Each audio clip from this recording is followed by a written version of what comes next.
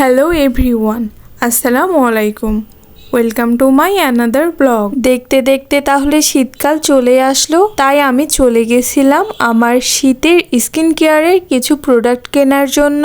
আমি সবসময় আমার skin care product, makeup item সব কিছু নিউ মার্কেট সুমন ব্রাদার্স থেকে কিনে থাকি। কসমেটিক্স কেনা শেষ হওয়ার পরে আমি সরাসরি চলে যাই স্বপ্নতে। আমার বাসার জন্য কিছু কেনাকাটা ছিল, আর এর ফাঁকে আমি স্বপ্নের কম্বো প্যাকেজগুলো নিয়ে নিচ্ছিলাম। ইতিমধ্যে কিন্তু আপনারা আমার স্বপ্নের যে খিচুড়ি প্যাকেজটা ছিল সেইটা অবশ্য দেখে নিয়েছেন। তো এখান থেকে আমি দুইটা কম্বো প্যাকেজ নিয়েছিলাম, একটা ছিল খিচুড়ি আর আরেকটা ছিল গরুর মাংস। তো এরপরে চলে গেছিলাম আমরা পিজালজিতে। যেহেতু খাবার অর্ডার দেওয়ার পরে কিছুক্ষণ অপেক্ষা করা লাগে, তাই আমি সেখানে যাওয়ার পরে অর্ডার দিতে পাঠিয়ে দিই। আমি বসে বসে ভিডিও করছিলাম, এইদিকে পিচ্চিটা খুবই এনজয় করছিল সেখানে। সে তো মুখ দিয়ে গাড়ি চালাচ্ছিল। খাবার অর্ডার দেওয়া শেষ করে এখন খাবারের অপেক্ষা করছিলাম। একটা ভিডিও রেডি করতে যে কত পরিমাণ কষ্ট করা লাগে যে করে সেই বুঝে। যেহেতু আমি একা ছিলাম আর আমার সঙ্গে আমার বর গেছিল, সে ভালোভাবে ভিডিও করতে পারে না, তাই আমার নিজের ভিডিও আমাকে নিজেকেই করতে হয়। আর বলে বলে যতটুকু করিয়ে নিতে পারছি অতটুকুই আপনাদেরকে দেখাচ্ছি। তো আমাদের খাবারটা চলে আসে। আমরা দুই ধরনের দুইটা বার্গার অর্ডার করেছিলাম। আমারটা ছিল চিকেন চিজি বার্গার আর ওরটা ছিল একটা কম্বো বার্গার। সত্যি বলতে বার্গারটা এতই মজা ছিল যে এই বার্গার খাওয়ার জন্য হইলেও আমি আবার যাব সেখানে। এবারে আমরা চলে আসি লাভ লাইফ পিজাতে।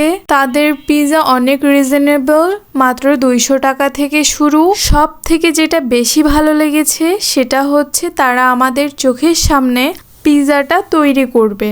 তো আমি একটা 12 ইঞ্চের পিজা অর্ডার করেছিলাম। আমি চিকেন চিজি পিজাটা নিয়েছিলাম আর সেটাই তারা এখন তৈরি করছিল। আমার পিজা নেওয়ার ইচ্ছা ছিল পিজালজি থেকেই, কিন্তু তাদের কাছে নিতে গেলে আমার অনেক দেরি হয়ে যেত। অনেক কয়টা অর্ডার ছিল তাদের কাছে, আর যেহেতু রাত হয়ে যাচ্ছিল তাই আমরা এখানে চলে আসি। এই যে কত তাড়াতাড়ি আমাদের পিজাটা রেডি হয়ে গেল। এবার হতে যতক্ষণ। আর এই লাভ লাইফ পিজাটা মালোপাড়া পুলিশ ফাঁড়ির সামনেই পাবেন আপনারা। মাত্র 5 মিনিটের মধ্যে আমাদের পিজাটা রেডি হয়ে যায়। যেহেতু রাত অনেক বেশি হয়ে যাচ্ছিল আর বাসায় যাওয়া লাগবে, এইদিকে ফোনও দিচ্ছিল বাসা থেকে বারবার, তাই পার্সেল নিয়ে নিই।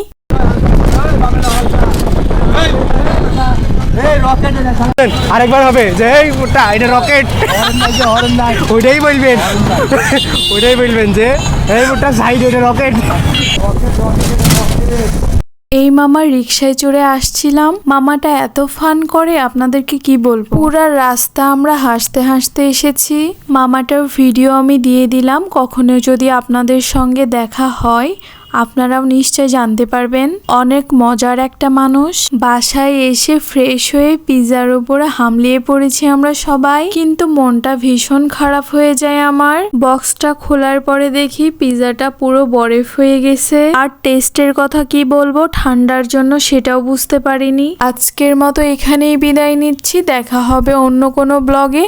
ততক্ষণ পর্যন্ত আপনারা সবাই ভালো থাকবেন, সুস্থ থাকবেন এবং আমার পেজটিতে লাইক কমেন্ট শেয়ার করতে ভুলবেন না। আল্লাহ হাফেজ।